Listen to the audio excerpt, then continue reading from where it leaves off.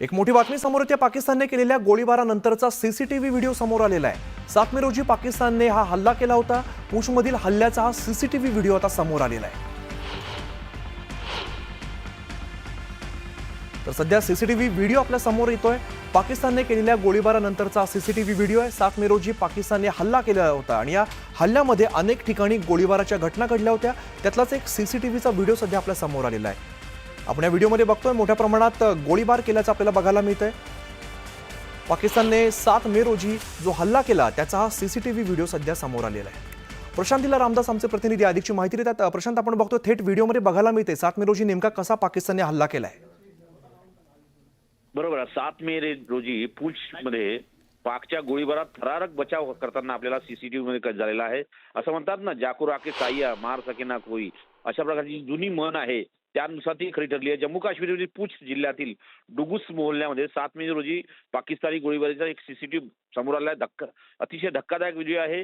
बाबा नाची मंदिराच्या जवळपास 50 मीटर अंतरावरती एक गोळा पडतो आणि काही सेकंदात त्याचा प्रचंड स्फोट होतो। पण या हल्ल्यात 2 घरे, 5 दुकाने, 2 गाड्या आणि 2 स्कूटर पूर्णपणे उद्ध्वस्त होतात। पण सर्वात महत्त्वाचा चमत्कारिक गोष्ट म्हणजे त्याआधी त्या जागेवर एक स्थानिक व्यक्ती चालत जातो आणि गल्ली तोडतो, त्या मागून तो गोळा फुटतो। हा थरारक प्रसंग सीसीटीव्ही कैद झालाय। याचाच अर्थ असा होतो की जसं मगाशी मी उल्लेख केला की जाको राके साया मार सके ना कोई, ही जुनी म्हण पुन्हा एकदा आठवली, जे खास करून या जम्मू काश्मीरच्या पूंछमधील हल्ल्यामध्ये। निश्चित प्रशांत, धन्यवाद या सगळ्या सविस्तर माहितीसाठी।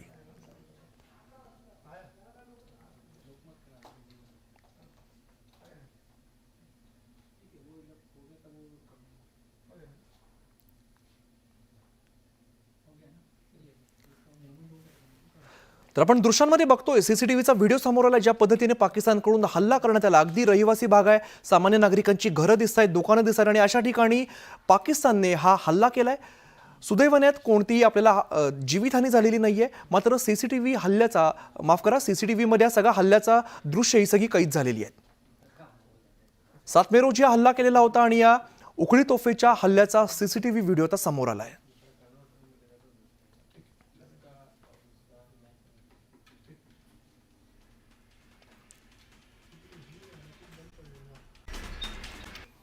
आणि एक मोठी बातमी समोर येते। चंद्रपूर जिल्ह्यात वाघाच्या हल्ल्यामुळे नागरिकांमध्ये भीतीचं वातावरण निर्माण झालेलं आहे। अवघ्या 5 दिवसात तब्बल 6 महिलांचा वाघाच्या हल्ल्यामध्ये मृत्यू झालाय। जंगलामध्ये तेंदूपत्ता तोडण्यासाठी गेलेल्या महिलांवरती वाघानं हल्ला केला। यामुळे या महिलांना आपला जीव गमवावा लागलाय। वन विभागाकडून या वाघांचा शोध घेण्यासाठी कॅमेरे लावण्यात आलेत, मात्र अद्याप वाघाला जेरबंद करण्यात अपयश आलेलं आहे। जानेवारीपासून आजपर्यंत तब्बल 17 जणांचा वाघाच्या हल्ल्यामध्ये मृत्यू झालाय। वाघांचे हल्ले वाढल्यामुळे ग्रामीण भागातल्या नागरिकांमध्ये भीतीचं वातावरण निर्माण झालंय। आपण बघतो ग्रामीण भागातील नागरिकांमध्ये सध्या भीतीचं वातावरण पसरलेलं आहे। वाघाच्या हल्ल्यामध्ये अनेक जीव गेल्याचं समोर आलेलं आहे।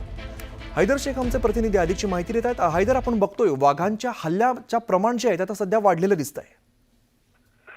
सध्या तेंदूपत्त्याचा हंगाम सुरू आहे आणि हा हंगाम जो आहे तो फक्त 15 दिवसाचा असतो आणि या तेंदूपत्त्यावर अनेक जे ग्रामीण जे आहेत नागरिक त्याच्यावर असतात आणि सकाळी ते 5 वाजता या तेंदूपत्त्याच्या हंगामाला जातात आणि पाणतोडी करतात आणि तेव्हा जंगल जावं लागतं। त्या जंगलात वाघाचा हल्ला होतो आणि या हल्ल्यामध्ये साधारणतः 6 महिलांचा मृत्यू झालेला आहे। 10, 11, 12 आणि 13 आणि 14 अशा 4 दिवसात 6 महिलांचा मृत्यू या हल्ल्यामध्ये झालेला अत्यंत गंभीर बाब आहे। प्रशासनाने या संदर्भात गंभीर देखील दखल घेतलेली आहे। वन विभाग सध्या त्या वाघाला जेरबंद करण्याचा प्रयत्न करत आहेत। एक वाघ जेरबंद झालाय, परंतु गावात जे आहे ते भीतीचं वातावरण आहे आणि वन विभागाने ग्रामस्थांना वाघाला जंगलात जायला नागरिकांना मनाई केली आहे। परंतु हा जो 15 दिवसाचा हंगाम आहे त्याच्यावर सगळं त्यांचं उदरनिर्वाह असतो आणि याच्यामुळे थांबवल्यामुळे त्यांचं कुठेतरी आर्थिक नुकसान होण्याची शक्यता आहे। निश्चित हैदर, धन्यवाद या सगळ्या सविस्तर माहितीसाठी।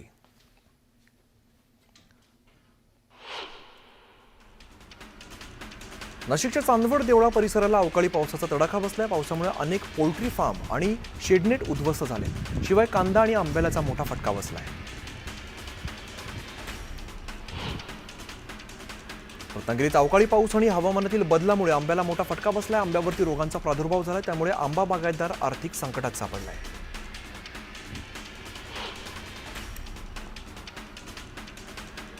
नाशिकच्या येवला तालुक्याला अवकाळी पावसानं झोडपून काढलंय।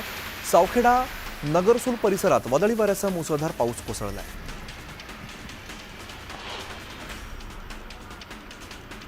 लातूर जिल्ह्यात सलग तिसऱ्या दिवशी वादळी वाऱ्यासह अवकाळी पावसाने हजेरी लावली. उदगीर तालुक्यातील शिरोळ, जाणापूर, मल्लापूर, चांदेगाव, नागलगाव या परिसरात वादळी वाऱ्यासह तुफान पाऊस कोसळला. त्यामुळे शेतीचे यात मोठं नुकसान झालंय.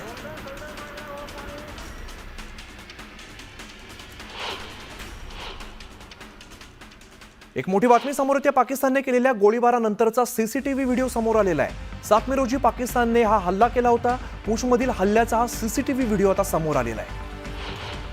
महत्त्वाच्या बातम्या. प्रायोजक पुष्कराज रागी डिलाइट्स, महाराष्ट्राचं लाडकं आणि नंबर 1 नाचणी सत्व.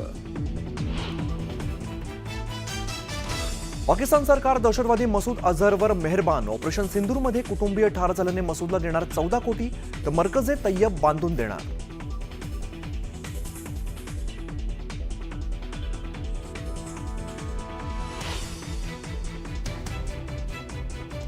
जम्मू काश्मीरच्या शोपियानमध्ये मोठा शस्त्रसाठा जप्त. AK-47 हँड ग्रेनेड आणि मोठ्या प्रमाणात जिवंत काडतुसं जप्त. मंगळवारीच 3 दहशतवाद्यांना कंठस्नान घालण्यात भारताला यश.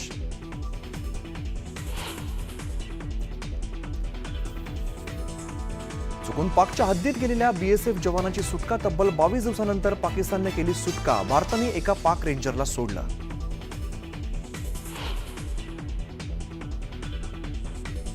तुर्कीच्या सफरचंदानंतर आता ड्रायफ्रुट्सवर सुद्धा पुण्यातील व्यापाऱ्यांचा बहिष्कार. पाकिस्तानला समर्थन दिल्यामुळे व्यापाऱ्यांचा दणका. दरमहा 100 ते 200 कोटींचा तुर्कीला फटका.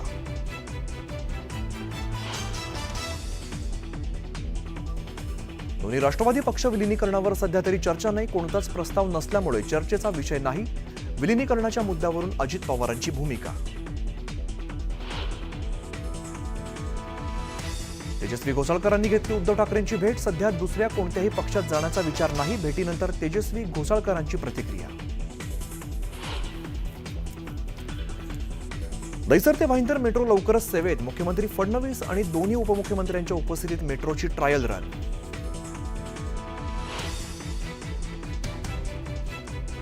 सांगलीला घेऊन जाताना गुंड गजा मारणेसह पोलिसांची मटण पार्टी. एक पोलीस अधिकाऱ्यासह कर्मचाऱ्यावर निलंबनाची कारवाई. भेटायला आलेल्या तिघांवर गुन्हे दाखल.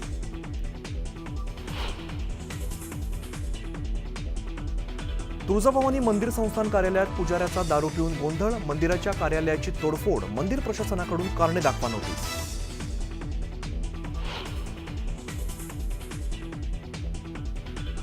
आईचा मृत्यू झाल्यानंतर व्यसनाधीन बापाने गतिमंद मुलीला बांधून ठेवलं गोठ्यात.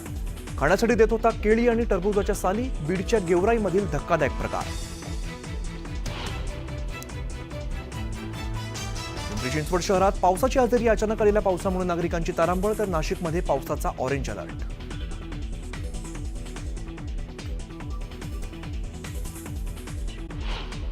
ब्रेकनंतर पुन्हा स्वागत. दहिसर मीरा भाईंदर मेट्रो 9 या 13.6 किलोमीटर लांबीच्या मार्गिकेतील दहिसर काशीगाव या 4.5 किलोमीटर लांबीच्या मेट्रो गाड्यांच्या चाचणीला आजपासून सुरुवात झालेली आहे. मुख्यमंत्री देवेंद्र फडणवीस यांच्यासह उपमुख्यमंत्री एकनाथ शिंदे आणि अजित पवारांच्या उपस्थितीत या ट्रायल रनला सुरुवात झालेली आहे. तर चाचण्या आणि उर्वरित काम पूर्ण करून सुरक्षा प्रमाणपत्र मिळवून डिसेंबर अखेर दहिसर काशीगाव टप्पा 1 वाहतूक सेवेमध्ये दाखल करण्याचं MMRDAचं नियोजन आहे. दहिसर अंधेरी पश्चिम मेट्रो 2 आणि दहिसर गुंदवली मेट्रो 7 मार्गिकेला जोडणारी ही मार्गिका आहे. 10 मेट्रो स्थानकांचा समावेश असलेली ही मार्गिका टप्प्याटप्प्याने वाहतूक सेवेमध्ये दाखल होण्याचं नियोजन आहे.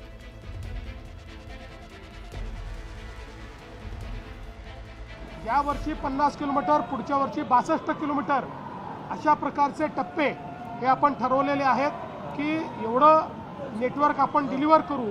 आणि मेजर नेटवर्क जे आपण 2019 पासून सुरू केलेलं आहे 15 ते 19च्या मध्ये, हे सगळं नेटवर्क 27च्या शेवटापर्यंत पूर्ण करण्याचा आपला मानस आहे. जेणेकरून मुंबईमध्ये आणि MMR रिजनमध्ये लोकांना प्रवासाकरता अत्यंत त्या ठिकाणी फायदा होईल. आता बघूया टॉप 18. टॉप 18 प्रायोजक डिफेन्स करिअर अकॅडमी. युवक युवतींनो, भारतीय सैन्यात घडवा अभिमानास्पद करिअर.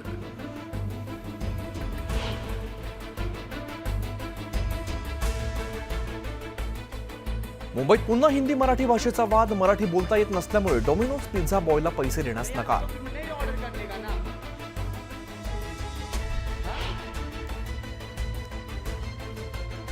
उल्हासनगरात हॉटेल मालक आणि मॅनेजरवर हल्ला, संपूर्ण घटना सीसीटीव्हीत कैद.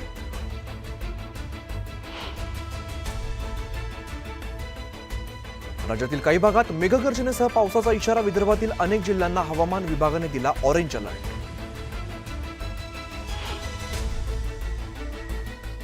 नाशिकच्या येवला तालुक्याला अवकाळी पावसानं झोडपलं, नागरिकांना उष्णतेपासून काहीसा दिलासा.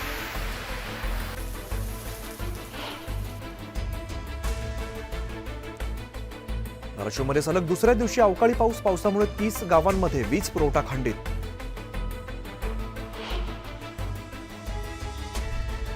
लातूरमध्ये सलग तिसऱ्या दिवशी वादळी वाऱ्यासह पावसाची हजेरी, पावसामुळे शेतीचं मोठं नुकसान.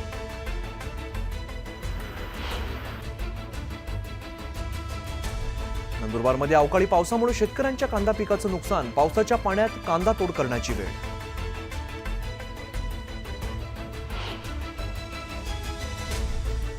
पुणे जिल्हा दूध संघ म्हणजेच कात्रज डेअरीने दूध विक्री दरात केली 2 रुपयांची वाढ, ग्राहकांना बसणार फटका.